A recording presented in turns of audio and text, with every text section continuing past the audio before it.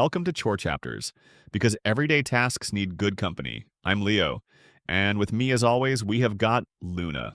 Hey everyone, I hope you're all doing well. Today we've got a thrilling and interesting story lined up, so grab your headphones and let's dive straight into the story.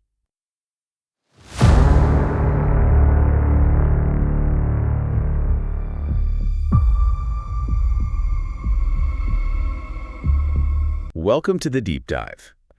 Today we're getting into something pretty heavy, really chilling actually. The Rochester alphabet murders. Yeah, it's a tough one. A series of unsolved crimes from the early 70s that just cast this huge shadow over the community. And we've got a lot of material to work with, articles, notes, research. It gives a really detailed picture, doesn't it? It really does. Not just the horrible events themselves, the victims, but, the investigation, the context, what Rochester was actually like back then. Right. So our goal here for this deep dive is to really try and pull out the most important stuff from all this, to understand not just, what happened, which is awful enough. But the why it might have happened that way, the systemic things, the limitations investigators were dealing with back then, why they're still unsolved. Exactly. And you can't talk about these cases without mentioning the pattern, the thing that gave them that name. No, it's haunting. 3 young girls. Same first and last initial. Found in towns near Rochester that started with the same letter, too. Carmen Colon in Churchville. Wanda Walkovich in Webster. Michelle Mayenza in Macedon. Just terrifying. It is. And like you said, it's more than just the crime story. It's about a city gripped by fear and also about how things worked or didn't work before cell phones, DNA, all the stuff we expect now. Okay, so to really get it, we need to understand Rochester back then. Early 1970s. Yeah, setting the scene is crucial. So picture this. Rochester was a big deal industrially, right? Yeah. Kodak, Xerox, Bausch & Lomb. It was a powerhouse. Drew a lot of people looking for work. Definitely. And that included a really significant migration of African Americans from the South. The black population just surged, went from maybe 3,000 around 1940 to close to 50,000 by 1970, according to the sources. And that kind of rapid change mixed with, existing city problems. Yeah. It created real tension, didn't it? Economic gaps, housing issues. Huge housing shortages, and the sources talk about the sort of de facto segregation. It wasn't necessarily law on the books anymore, but it was the reality. And the system itself played a role. Oh, yeah. It's interesting. Rochester was apparently the last big city in New York to even start a public housing program. Seriously, last. Yeah, which meant older neighborhoods like Joseph Avenue, Cornhill areas where, minority and working class families often lived got super overcrowded. Conditions weren't great. And then you add the school situation on top of that. Right. 1971, just before Carmen disappeared, they started mandated busing for school integration. And that caused a lot of friction, hostility, even violence sometimes. So this backdrop, this environment, it mattered. It wasn't just random. It seems like it really mattered. The sources suggest that certain communities were just more exposed, more vulnerable. Carmen's family, for instance, recent immigrants from Puerto Rico in a Spanish-speaking area. Wanda lived in a working-class neighborhood. These were often the areas affected by years of, neglect, maybe disinvestment, shaped by older, discriminatory housing practices. You mean like redlining and that sort of thing? Exactly. We'll get more into that later, but yeah. That history created places with more concentrated poverty, maybe fewer resources. It's part of the tragic backdrop to these crimes. These girls lived in areas made vulnerable by design, in a way. So the vulnerability wasn't just personal, it was sort of structural. That's what the sources imply, yeah. And then layer on top of that the reality of trying to find a missing kid in the 1970s. Right. Totally different world. Completely. No cell phones, no internet, no Amber Alerts. If you saw something, what could you do? Try and find a payphone. Which takes time. Critical time. Exactly. Delays were just built into the system. Ernie Allen, who helped start the National Center for Missing and Exploited Children, said America really changed how it looked for kids after this era. But back then, that urgency wasn't always there institutionally. Patty Wetterling, whose son Jacob's case was much later, she always emphasized how vital those first few hours are. and in the 70s, those hours could easily slip away. Just gone. Which leads us right into the timeline of the actual tragedies. And looking back, you see these moments, these potential chances that were missed. It's agonizing. It starts with Carmen Colon, November 1971. Yeah, just 10 years old. Sounds like she was a really bright kid, infectious laugh. Her family had moved from Puerto Rico. So November 16th, she goes to a pharmacy, West Main Street, for an errand. Prescription wasn't ready. She leaves, says she has to go, gets into a car nearby. That's around 4:20 p.m. The last time anyone saw her safe. Then, less than an hour later, maybe 5:10 p.m., something truly awful happens out on I-490. The highway sighting. Yeah. Dozens of people driving home from work see this little girl, naked from the waist down, running from a dark Ford Pinto, waving her arms, shouting, clearly terrified, trying to escape. That was Carmen. And the sources point out something even more chilling. That at least one person saw the man leading her back to the car, almost. Submissively, like she'd given up fighting at that point. God, and people saw this, but didn't stop. Well, Michael Tubman's research talks about this. It's complex. People are speeding on a highway. You see something shocking, process it, and you're already past it. Maybe you think, I'll call when I get home. Maybe you even doubt what you saw. A kind of collective inaction. A failure right there on the highway? It seems like it, a public failure. And then she wasn't even reported missing until almost 8 p.m. Over 3 hours after the abduction. Almost 3 hours after people saw her on the highway. And back then, the police response wasn't necessarily the immediate all-hands-on-deck thing it might be today for a missing child. The protocols were different. 2 days later, they found her. Yeah, November 18th, near Churchville. About 12 miles from the city, partially nude. And the autopsy confirmed the worst. Horrific findings. Raped, severe head trauma, spinal fracture, strangled manually from the front. Fingernail scratches showed she fought hard. Her coat and pants were found separately near that highway spot where she tried to get away. The police put up billboards, had a hotline, but nothing panned out initially. Right. But a suspect did emerge pretty quickly. Her uncle, Miguel Colon, he apparently had some kind of relationship with Carmen's mother. And the circumstances looked suspicious. Very. He'd bought a car matching the Pinto's description just weeks before. It was found super clean, trunk washed out with something strong, which the dealer said wasn't normal. Carmen's doll was in his car, too. Yeah, though relatives said she did ride with him sometimes. But then, days after the murder, he supposedly told a friend he'd done something wrong and just took off for Puerto Rico. They brought him back, right, extradited him. They did, months later. But he couldn't give a solid alibi. Still no physical proof. Exactly. That's the 1970s forensics issue again. No hair, fiber, fingerprint evidence good enough back then to definitively tie him to the crime scene or even absolutely confirm that was the car. So never charged. He died by suicide years later, 1991. And here's something else the sources highlight that's just painful. By late December 71, just over a month after Carmen died. They cut the number of full-time investigators on her case down to 3. 3.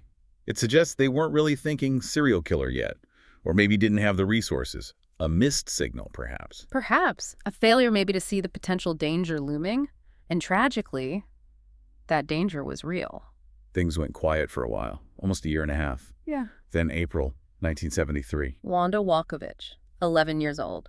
Described as quiet, responsible, helped with her younger siblings. She went to a grocery store on Avenue D. Last seen carrying her groceries home. Then, gone. Her body was found the very next day. In Webster, about 7 miles out near Route 104. And the details were different, but also horribly similar. Yeah, sexually assaulted, strangled. But this time, the sources say, from behind with some kind of ligature, maybe a belt, defensive wounds again. And her body had been redressed after she was killed. But the evidence, this is where the pattern really clicks, right? This is crucial. They found traces of semen, pubic hair, and white cat fur. Several strands. And the family didn't have a white cat. So you have the similarities. Young girl, abduction, assault, murder, and then the literal alphabet link. Wanda Walkovich, found in Webster, WW. It was undeniable now. The public, the police, they started thinking, serial killer. But it wasn't straightforward for the investigation, was it? The differences between the two cases. Right. Michael Tubman and others point this out. Carmen, manual strangulation from the front, blunt force trauma. Wanda, ligature strangulation from behind. Profilers would say those suggest potentially different mindsets, right? Yeah. Different motivations. Generally, yeah. It muddies the water. Is it one killer changing his method, which isn't typical? Or, God forbid, is it 2 different predators out there with this unbelievable coincidence in the names and location? That ambiguity must have made things incredibly difficult, trying to figure out who you're even looking for. Complicated everything? And then, only 7 months later, the pattern confirms itself in the most horrifying way. November 1973. Michelle Mazenza, also 11, sweet kid, soft-spoken, walking home from school. Last seen by friends around 3:12 p.m. Then a witness sees her talking to a man in a car. And just 10 minutes after that, Another witness sees her, clearly crying, in a beige or tan car speeding down Ackerman Street heading towards Webster Avenue. W again. and there was another sighting later that day. Yeah, really critical one. Around 5:30 p.m., someone sees a man with a beige or tan car, flat tire, over near Walworth. He's holding a girl, thought to be Michelle, by the wrist, and he's deliberately trying to block the view of her and his license plate. He knew someone was watching. Seems like it. 2 days later, November 28th, Michelle's body was found. In Macedon. MM. About 15 miles out. And the autopsy. Awful again. Raped, severe blunt force trauma, strangled from behind with a ligature, maybe a thin rope, very similar to Wanda. Then a link. The white cat fur, found on Michelle's clothes too, numerous strands. Same as Wanda. Unbelievable. Plus other evidence. Leaves clutched in her hand suggested she was killed right there, or very close by. A partial palm print on her neck. Semen traces. And analysis showed she'd eaten a hamburger and onions maybe an hour before she died. Meaning he held her. Fed her. It implies that, yeah, held her for some time before killing her. At this point, Rochester must have been terrified. Completely consumed by fear, the sources say. A dark cloud over the city. Parents were afraid to let kids out. Kids walked to school in big groups. And those little towns, Churchville, Webster, Macedon, suddenly linked forever by this horror. The pressure on the police. Monroe County, Wayne County, must have been intense. Immense. They released that composite sketch of the man seen with Michelle near Walworth. Public appeals ramped up. The hunt for the alphabet killer or killers was absolutely on. So immediately after Michelle, you see patrols stepped up. A definite sense they're dealing with a serial predator or predators. Right.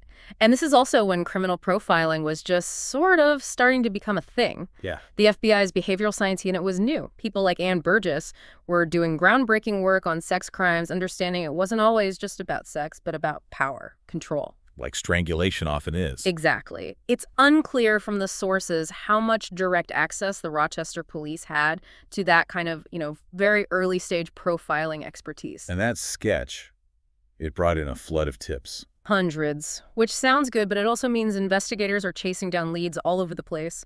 Over 800 potential suspects were looked at eventually. Just a massive, frustrating task. And you can't forget the families through all this, just shattered, unimaginable grief and no answers. Absolutely central to the story. Wanda's teacher said she was too bright to just get in a car with a stranger, raising that question again. Did she know her killer? And yeah, Ricky and Drawan's notes really hit on that deep personal toll, the trauma that never really goes away for families in unsolved cases. Which brings us back. Why are they still unsolved? After all this time officially, no one's been caught. Well, those initial hurdles were huge. The 70s toolkit for investigation was just limited, compared to now anyway. The main theories still seem to be Wanda and Michelle, likely the same killer, because of the MO, the cat fur. That seems to be the strongest theory, yeah. That white cat fur is a powerful link. Carmen, her case still feels potentially different. Different MO, maybe she knew her attacker, maybe the uncle theory holds water, or maybe it was just a different monster altogether. And the whole alphabet thing. Sensational, drove the story, but maybe a coincidence. Some investigators reportedly thought so, officially. But it absolutely defined how the public and media saw the cases, and still do. It's inseparable now. And those limitations we keep mentioning. The technology, the procedures. They were huge factors. No quick way to report missing kids meant losing those critical first hours Patty Wetterling talked about. Communication between different police departments wasn't always great back then either. Yeah, one source mentioned it could be pretty limited, maybe just relying on media reports sometimes. Not direct, seamless sharing of info like we'd hope for today. And forensics. Just blunt instruments compared to now. Totally. That NIJ study basically said forensics didn't have a huge impact back then.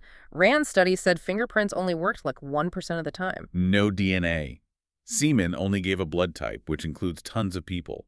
That palm print on Michelle needed a suspect to compare it to. Right. And the cat fur.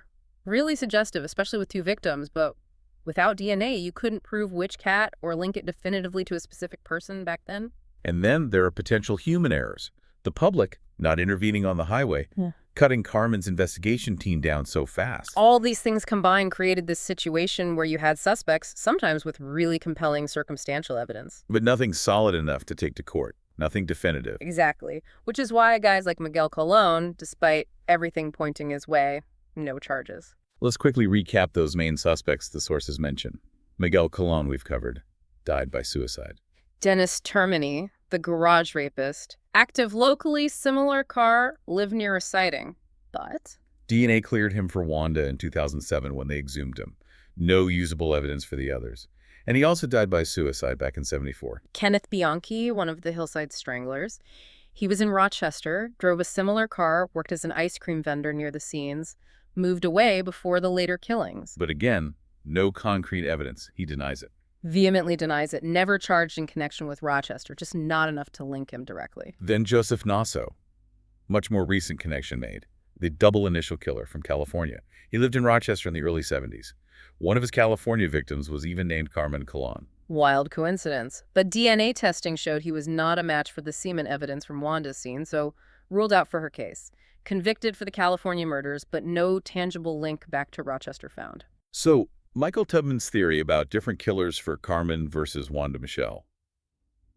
It still seems plausible given the evidence, or lack thereof, highlights the mess investigators faced. Absolutely. But these cases, as awful as they are, did ultimately push things forward.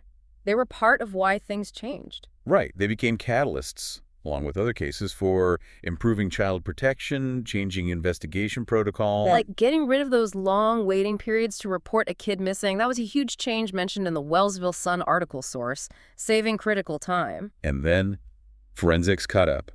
DNA in the mid-'80s, that changed everything for cold cases. Gave new hope. And they are still working these cases. That DNA from Wanda's scene has been tested against suspects like Termini and Nasso, clearing them. Monroe County confirmed as recently as 2022, they're still actively testing evidence with modern tech. But it's tough with old evidence, right? It degrades. Maybe wasn't collected perfectly back then. It's definitely a double-edged sword. DNA can clear people, which is crucial for justice, but if the sample's tiny or degraded, testing can use it up. And for cases like Carmen's, maybe there just isn't testable biological evidence left. So 50-plus years on, still unsolved. Oh. An open wound for the city. The killer, or killers, might have lived their whole lives free, maybe hurt others. It's chilling. Michael Tubman put it pretty bluntly. There's still hope for Wanda, and maybe Michelle if they're linked, because of that DNA. But for Carmen, he said that case may never be solved. It's just a stark reminder, isn't it, of how systems can fail. Public inaction, flawed procedures, science limitations, all converging. But telling their stories, Carmen's, Wanda's, Michelle's, it matters. We have to learn from it. And we should circle back to that context we started with, that idea of segregation by design in Rochester. It wasn't just background noise. The sources argue it helped shape the very environment where these girls were vulnerable. Right, this wasn't accidental stuff. Like that neighborhood, Meadowbrook, having an actual racial covenant from 1929, explicitly barring non-whites, Jews, Italians, legal until '68. And those local things worked hand in glove with federal policies. The FHA, the redlining maps from the late 30s, early 40s. Those maps basically color-coded neighborhoods based on perceived risk, which was really about race and class, wasn't it? Absolutely. Green and blue areas, A and B, desirable, usually suburbs. The descriptions even used code like newcomers of the same type, meaning white, Christian, middle class. They got the investment, the FHA loans. While the yellow and red areas, C and D, often the inner city, were labeled declining or hazardous, based on who lived there. Italians, Hebrews, Negroes, laboring classes. So money flowed out of those areas or was withheld while it was poured into building segregated suburbs. The FHA overwhelmingly backed loans for white borrowers, effectively locking black families and other minorities out of building wealth through homeownership for decades. And connecting that back, the victims lived in or near these historically redlined or neglected areas. Carmen's family in a Spanish-speaking area, Wanda in a working-class neighborhood. Exactly. These weren't just locations. They were places shaped by decades of disinvestment, making them, the sources argue, inherently more vulnerable environments. Systemic neglect created pockets of risk. So this history, it's not just history, it's part of the tangled web that led to this tragedy. Yeah. It helps explain the vulnerability, maybe even some of the challenges in the investigation. That's the argument, yeah. It paints a much bigger, more complex picture than just stranger danger. So wrapping this up, it's just an incredibly layered story. A truly haunting crime, yes, but also a stark look at societal issues, the limits of investigation back then, and how deep historical inequities can play out in tragic ways. And the fact that there's still open cases, that DNA hope for Wanda and Michelle, it means the story isn't completely over. Even as science helps clear names, the core mystery for at least 2 victims remains potentially solvable. And thinking about all those points of failure we talked about. The public inaction, the old protocols, the science limits, the history of segregation. It makes you reflect, doesn't it? Yeah, How did all those things stack up to create this outcome? it really does. I guess the final thought is, what do the alphabet murders really show us about how devastating it is when multiple systems fail vulnerable kids? And maybe, what does this dark part of Rochester's past tell us about our shared responsibility, as people, as a society, to make sure all kids in all communities are seen, protected, and truly valued? A heavy question, but one worth asking, definitely. Absolutely. Thanks for joining us for this deep dive. Thanks so much for listening, everyone. If you enjoyed today's episode, please like, share, and subscribe. It really helps us out. Until next time, take care and keep your chores company.